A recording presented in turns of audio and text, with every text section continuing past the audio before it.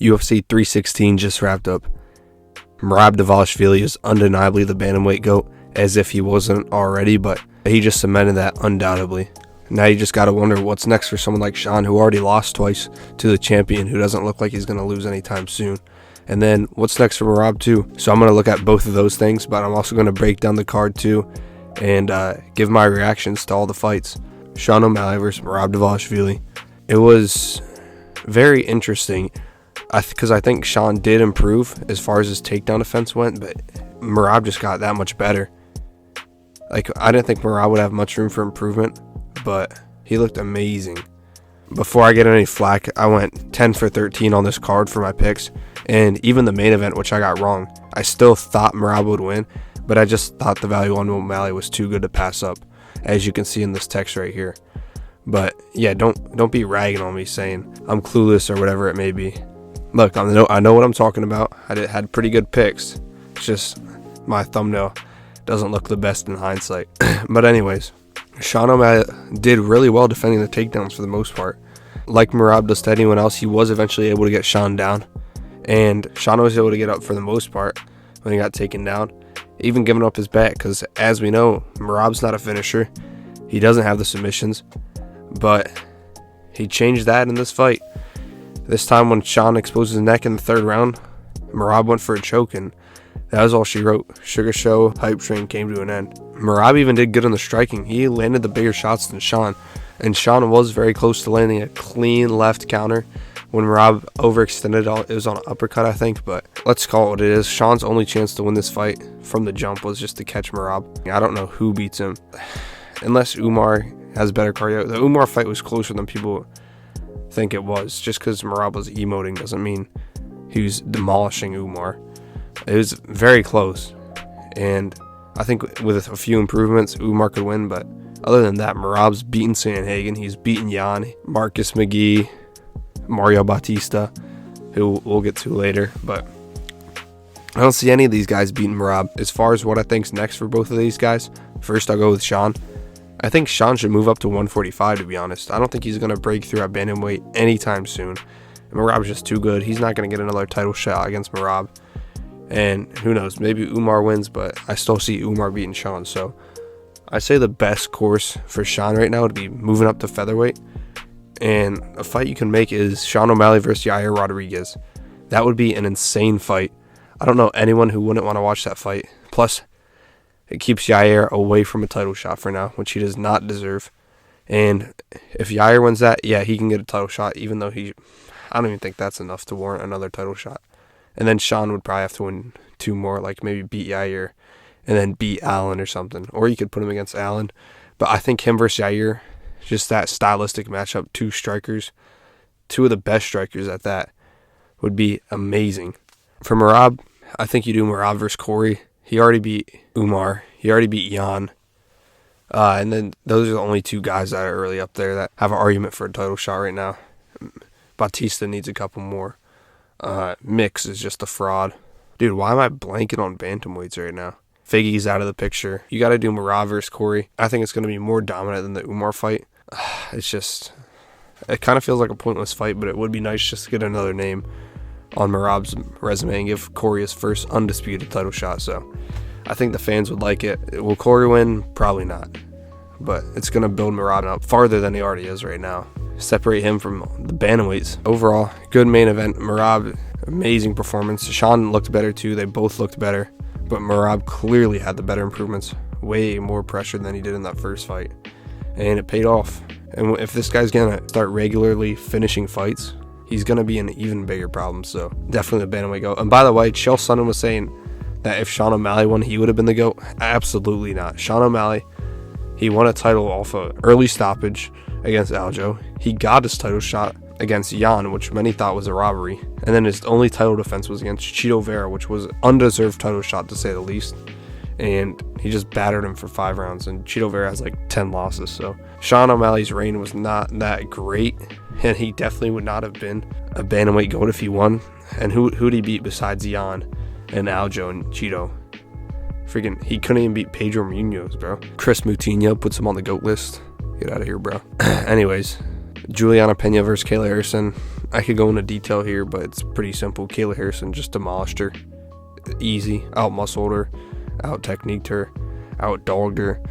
And she's going to fight Nunes next. I think she beats Nunes. She's just younger. I think she's younger. Who knows? Her biological age probably like 50 from all the gear she's taken. Also, Morab's obviously taking gear too, but I'm dead serious. I'd bet money on it.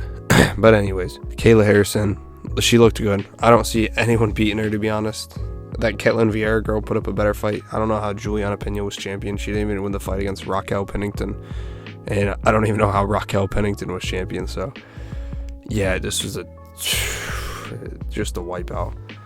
And I'm actually glad that ref took a point in that first round. I'm tired of refs letting you get 2 or 3 free eye pokes off. You know, you get your occasional cage grabs, glove grabs. They let you do a couple usually before they take a point. This time they actually punished Juliana for fouling, which all the officials should do.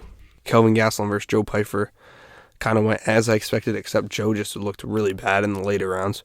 He almost lost himself this fight. Dude, he dropped Gaston in the first round twice, and then after that, he just froze. He threw the same thing over and over again. I wish he fought like how he talked. You know, by the way he talks, you'd think he'd be fighting like Morab or that Guffs guy earlier on the card, but this dude was just literally had bow nickel striking, bro. Overhands only. And Kelvin Gastelum did a good job fighting back into the fight. Or fighting his way back into the fight. Excuse me.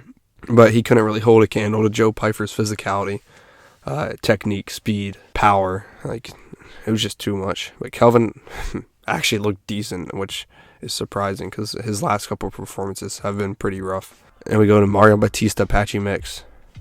Patchy just looked terrible. He was a standing punching bag, bro.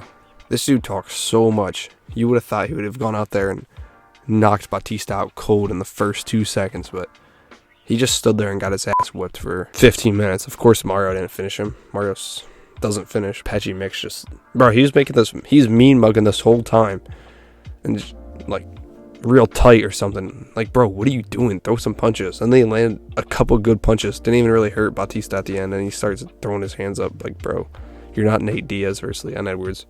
Put your hands down and just admit defeat because you lost, brother. Mario Batista actually is a decent fighter, as much as I hate to say it. I picked Patchy purely out of spite. I did think Mario Batista Mario Batista did have the veteran experience. I think he's more well-rounded. Patchy Mix says he's a great grappler. Okay, where was it? I never watched one of his fights before, I'll be honest. And by the way people talked about him, I thought he was going to have some A1 striking like Corey Sandhagen, Sean O'Malley, but no, this dude just stunk it up, so... Patchy Mix needs to go back to Bellator. And Mario Batista keeps winning. Vicente Luque, Kevin Holland. I predicted this fight. It was an easy pick for Kevin Holland. Kevin Holland can actually grapple at welterweight. And on top of that, he has very, very solid power.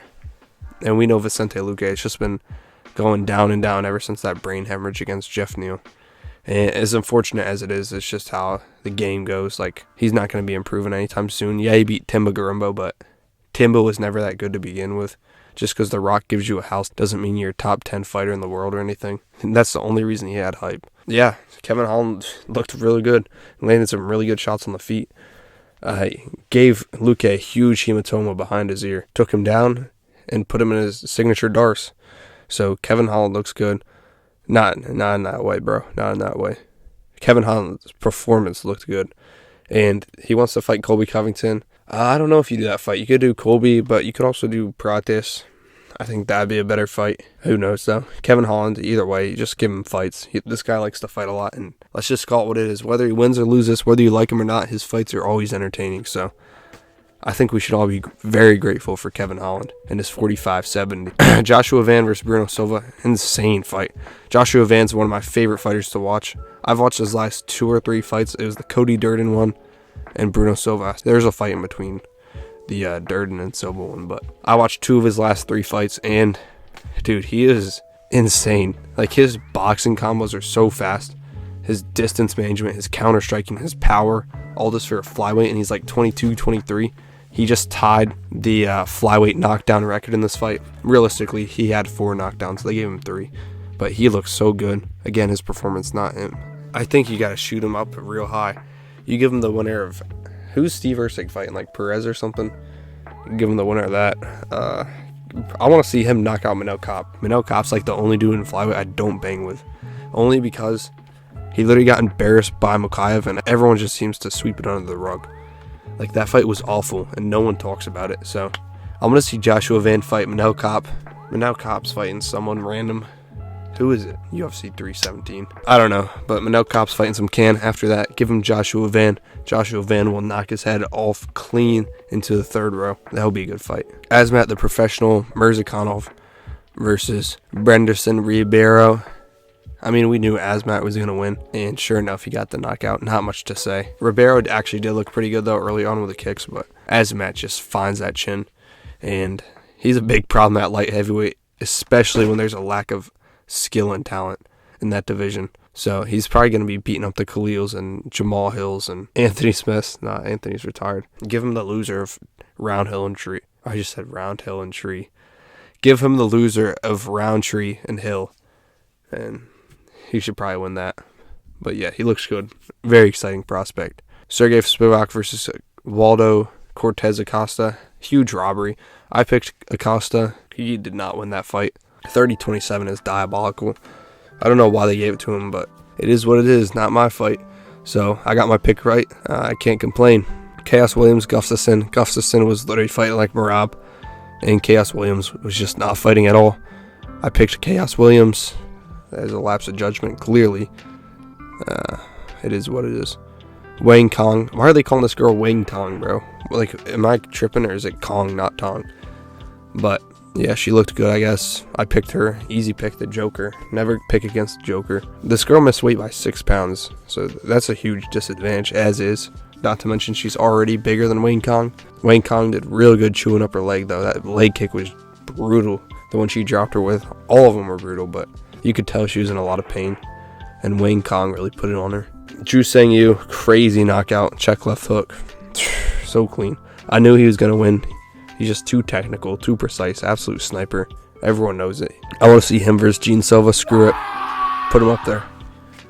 Give him a boost right now. Why not? I want to see something crazy happen. Quillen Sakild versus Yana Ashmoz. Quillen uses wrestling. I didn't watch this fight, though, because I wasn't home. But I just saw the stats and the highlights. He uses wrestling to win this fight and control him. So good job on him. He's a pretty good prospect. And Moderos. Again, I didn't watch this fight because I was not home, but hey, he got a knockdown, so apparently it did pretty well. But that was my reaction and breakdown of UFC 316. Let me know what you guys thought about the card, and I just want to thank you for watching. I'll see you soon.